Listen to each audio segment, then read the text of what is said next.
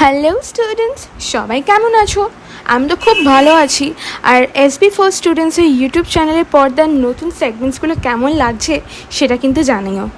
12টা বাজার আগে 12টা PYQs প্রতিদিনের Day 11 bank previous year questions ডিসকাশনে তোমাদের সকলকে স্বাগত জানাই আমি এসপি ম্যাম। তাহলে Day 11-এর 12টা PYQ, যেগুলো ব্যাংক প্রিভিয়াস ইয়ার কোয়েশ্চেন এবং ঠিক দুটো স্পেসিফিক ক্যাটাগরি থেকে কোয়েশ্চেন্সগুলো আমি তোমাদের সামনে তুলে ধরেছি। একটা হলো যেগুলো খুব রিপিটেটিভ লজিক বা রিপিটেটিভ যেই লজিক বা গ্রামাটিক্যাল রুলসগুলো বারবার একটা পরীক্ষায় বা ব্যাংকের পরীক্ষায় দেখতে পাওয়া গেছে সেই কোয়েশ্চেন্সগুলো, এবং তার সঙ্গে যেই কোয়েশ্চেন্সগুলো একদম এক্সেপশনাল একটা ক্যাটাগরি বা এক্সেপশনাল লজিক লাগছে ঠিক সেই কোয়েশ্চেন্সগুলো। সো এই দু রকম ক্যাটাগরি কোয়েশ্চেন্স নিয়ে আজকে 12টা বাজার আগে 12টা PYQ-এর Day 11-এ তোমাদের সকলকে স্বাগত জানাই। চলো তাহলে শুরু করা যাক। Let's read the first sentence. Allahabad bank clerk এক্সামের একটা ইম্পর্টেন্ট কোয়েশ্চেন, এবং এই পার্টিকুলার লজিকটা কিন্তু বেশ কয়েকবার রিপিট হয়েছে, কিন্তু actually this is very easy. Let's read the sentence. It is the doctor who suggest new medicines. It is the doctor who suggest new medicines. Option দেখারই দরকার নেই, মানে আমরা সেন্টেন্স ইমপ্রুভমেন্ট করছি, যেখানে একটা সেন্টেন্সের ইনকারেক্ট পার্টটা আমাদের পয়েন্ট আউট করে দেওয়া হয় এবং আমাদের জাস্ট কারেক্ট পার্টটা অপশন থেকে চুজ করতে হয়। কিন্তু এগুলো এতটাই ইজি যে আমাদের অপশনের প্রয়োজনই পড়ে না। We can directly see the sentence and find out where the mistake is lying and what will be the correct answer. It is a doctor who suggests new medicine, because all time মানে ডক্টররাই নতুন medicine suggest করে, so it's something true. So এই জন্য সবসময় একটা simple present tense ফর্মেই হবে। তাছাড়াও আরও বেশি এস হওয়ার আরেকটা বড় কারণ, it's in the singular form, এবং তার সঙ্গে তো সবসময় ভার্বটা প্লুরাল ফর্মেই হয়। সো এই দুটো পয়েন্ট থেকে the sentence will be it is a doctor who suggests new medicines. আশা করি বোঝা গেল। চলে যাচ্ছি নেক্সট সেন্টেন্সে। ব্যাংকের পরীক্ষার কোয়েশ্চেন্সগুলো কিন্তু অ্যাকচুয়ালি মানে ইংলিশ কোয়েশ্চেন্সগুলো খুব কম, মানে দুই একটা ছাড়া কিন্তু মেজরিটি খুব ইজি দেয়। ট্রাস্ট মি গাইজ, মানে being an English teacher I am telling you, actually খুব ইজি দেয়। মানে এসএসসি ব্যাংক যদি তুমি কম্পেয়ার করো, এসএসসি ব্যাংক IBPS যদি তুমি কম্পেয়ার করো, ডেফিনেটলি ব্যাংকের কোয়েশ্চেন আনসার প্রচণ্ড ইজি। এরপরে নেক্সট যেই পরীক্ষা নিয়ে আমি PYQ বানাবো দ্যাট উইল বি IBPS। তো তখন আবার যদি কম্পেয়ার করো দেখবে ব্যাংকের কোয়েশ্চেন্সগুলো সব থেকে বেশি ইজি। সো মানে ইভেন মানে এসএসসির আন্ডারে CHS-এর থেকেও ব্যাংকেরগুলো ইজি। তো ডেফিনেটলি বলবো যারা ব্যাংক অ্যাসপিরেন্টস তোমরা রয়েছো বা যারা ব্যাংক অ্যাসপিরেন্টসরা এই ভিডিওটা দেখছো, সবাইকেই বলছি, সকলের উদ্দেশ্যেই, প্লিজ তোমরা একটু বেশি এফর্ট এখন ইনিশিয়াল ডেজে দিয়ে দাও। যদি ইনিশিয়াল প্রিপারেশন স্টার্ট করো, পরের দিকে গিয়ে আর খুব একটা লাগে না, যেহেতু এটা এতটাই ইজি। এসএসসি হলে আমি আবার এই কথাটা বলতাম না, বা WBCS হলে, but for bank aspirants this is very easy, I must say. Okay, coming to the next question. Vijaya Bank clerk exam at important question. Most of the managers whom involved in the deal had previously worked for multinational banks. Most of the managers whom involved in the deal, এখানে তো whom involved হওয়ার কোনো জায়গা নেই, কারণ ম্যানেজার্সরা মানে অনেকগুলো managers বা মোস্ট অফ দ্য ম্যানেজার্স তো এখানে পার্টিকুলারলি হুম বলে তো কাউকে আমরা বলছিই না, plus whom involved in the deal হবেই না। তাহলে এখানে কি হতে পারে, হুম মানে ওয়ার্ডটাই বসবে না। So the correct option is involved in. Most of the managers involved in the deal had previously worked for multinational banks. মানে সেন্টেন্সগুলো এতটাই ইজি যে আমাদের অপশনস দেখার বা পাওয়ার দরকারই পড়ে না। We can correct the sentence itself. চলে যাচ্ছি নেক্সট সেন্টেন্সে। SBI and SBI Associates clerk এক্সামের একটা question. As a member of the cabinet, IR had the opportunity to observe debates and see which they were resolved. As a member of the cabinet, IR had the opportunity to observe debates and see which they were resolved. Which they were resolved তো হবে না, তাহলে এখানে বলছে যে cabinet member হওয়ার দরুন IR এর এই অপরচুনিটিটা ছিল ডিবেট ক্লোজলি অবজার্ভ করা এবং সেই ডিবেটগুলো কীভাবে সলভ হয় সেগুলো দেখার। সো কীভাবে সলভ হয় তো which হবে না, so the correct option is how they were resolved.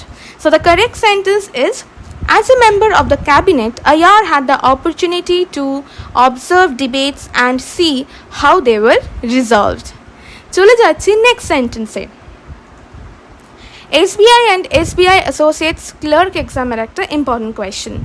The director said that he did not want to see neither of the student who had failed and ordered them to leave. খুবই সোজা এবং বেশ important, কারণ এই neither or either or, অনেকে neither বলে অনেকে neither বলে, দুটোই কারেক্ট। এইগুলোকে ঘিরে কিন্তু কোয়েশ্চেন্স সমস্ত পরীক্ষাতে রিপিট হয়, শুধু ব্যাংক বলে নয়। সেন্টেন্সটা আরেকবার পড়লে বুঝতে পারবে কি হতে পারে বলে। The director said that he did not want to see neither of the students who had failed and ordered them to leave.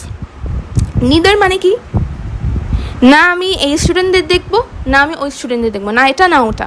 So neither আছে যখন নর থাকার সম্ভাবনাটা একটু বেশি, বা নিদার হলেও দুটো অপশন থাকতে হবে, এখানে তো দুটো অপশন নেই। Plus neither of the student who had failed and order them to leave, তো এখানে তো মানে একটা পার্টিকুলার শ্রেণীর বা একটা পার্টিকুলার ক্যাটাগরি অফ স্টুডেন্টসদের বলছে, সেটা আমরা ক্লিয়ারলি বুঝতেই পারছি, তো সেই জন্য এখানে নিদার হবেই না। তাহলে কি হতে পারে?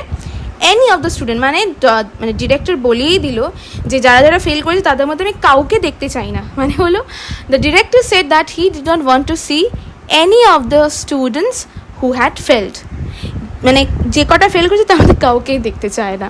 শুক্র কর তোমাদের যেন এরকম না হয়।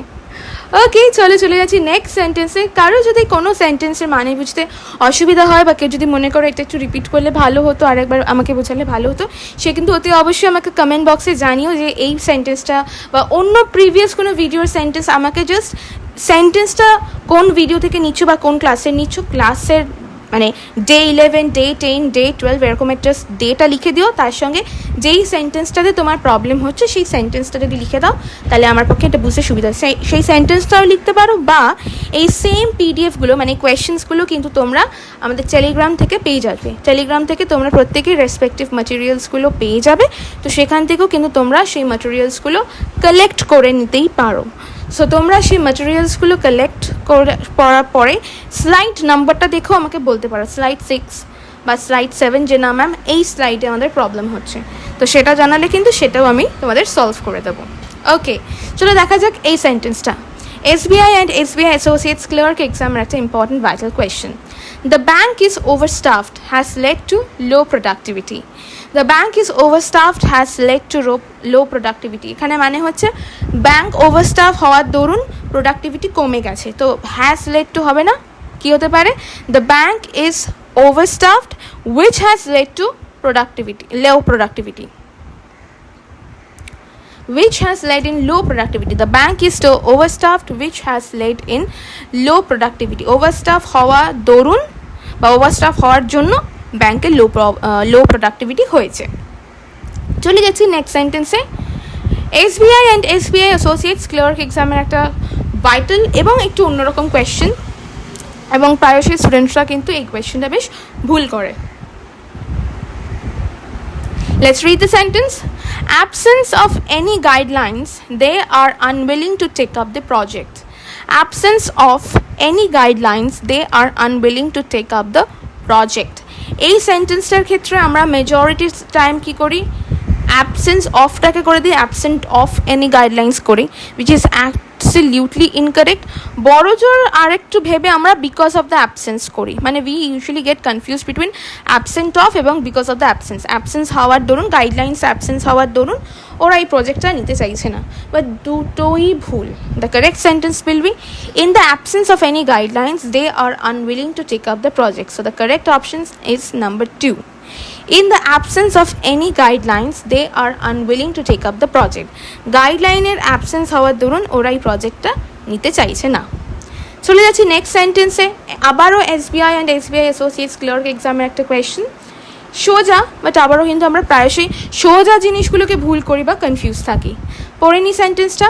Among of his many good qualities that I remember is his honesty.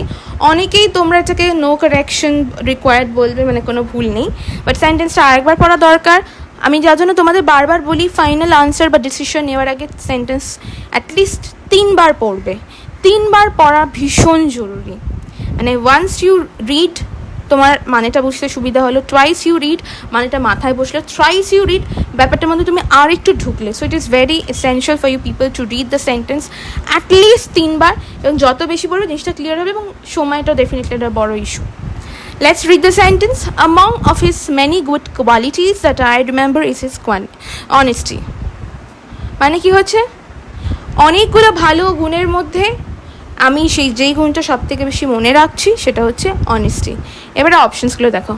All of his many good qualities হতে পারে না। Some of his many good qualities that I remember হবে না, কারণ সাম মানে হচ্ছে অনেকগুলো। Only of his good qualities that I remember, অনলির সাথে কোয়ালিটিস যাবে না, তাহলে কী হতে পারে? One of his many good qualities that I remember is his honesty, মানে কি অনেকগুলো ভালো গুণের মধ্যে যেটা আমি মনে রাখছি সব থেকে বেশি বা আমার যেটা মনে আছে সেটা হলো অনেস্টি, ওনার সততা। তাহলে বারবার সেন্টেন্স এবং অপশনসগুলো পড়লেই কিন্তু আমাদের এটা বুঝতে সুবিধা হবে।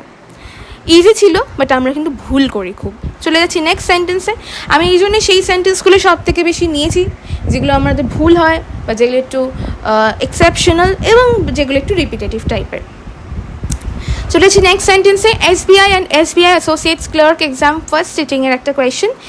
হি is a good leader knowing that to motivate his employees to achieve. আবারও পড়ছি, he is a good leader knowing that to motivate his employees to achieve. That knows when, that মানুষের জন্য হবে না। মানুষ আছে যখন কি হবে, আমার অপশনেরই প্রয়োজন নেই, আমরা জানি হু হবে। হি is a good leader who knows how to motivate his employees to achieve. উনি খুব ভালো লিডার যিনি জানেন তার এমপ্লয়ীদের কী করে মোটিভেট করতে হয় আরও বেশি অ্যাচিভ করার জন্য। So it was a very easy sentence. চলে যাচ্ছি নেক্সট সেন্টেন্সে। SBI and SBI associates clerk exam second sitting একটা কোয়েশ্চেন। এটাও সোজা এবং এই সেম লজিক একটু আগে আমরা 3টে কোয়েশ্চেনে দেখেছি, সেম লজিক রিপিট হচ্ছে, মানে বুঝতেই পারছো কোন ধরনের লজিকগুলো সব থেকে বেশি রিপিট হয়। Let's see the sentence. Sunita has been posted in Chennai, where is her birth place. Where মানে হচ্ছে কোয়েশ্চেন মার্ক, সো ওয়্যার তো হবেই না, তাহলে কী হতে পারে? Which is her birth place, মানে আমাদের অপশনের প্রয়োজনই, আমরা এমনি ঠিক করে দিতে পারি। Sunita has been posted in Chennai which is her birth place. সুনিতাকে চেন্নাইতে পোস্ট করা দেওয়া হয়েছে যেটা ওর জন্মস্থান।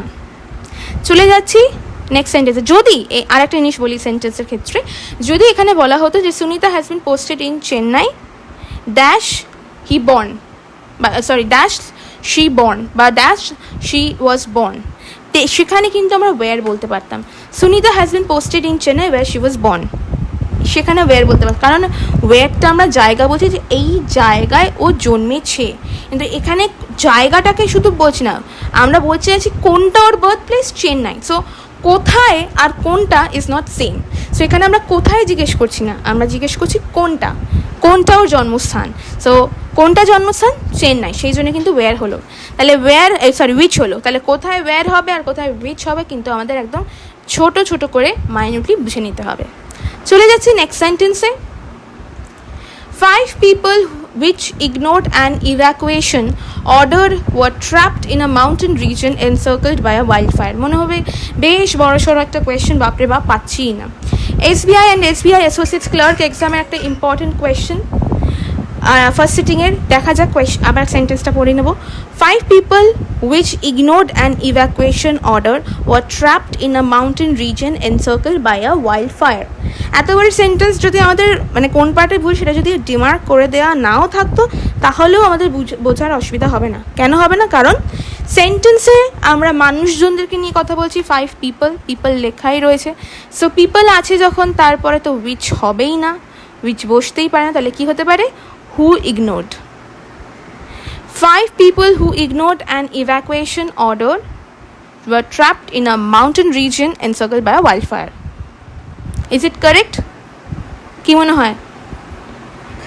Still it is not correct. Why it is not correct? কারণ আমরা an evacuation করেছি which is not true.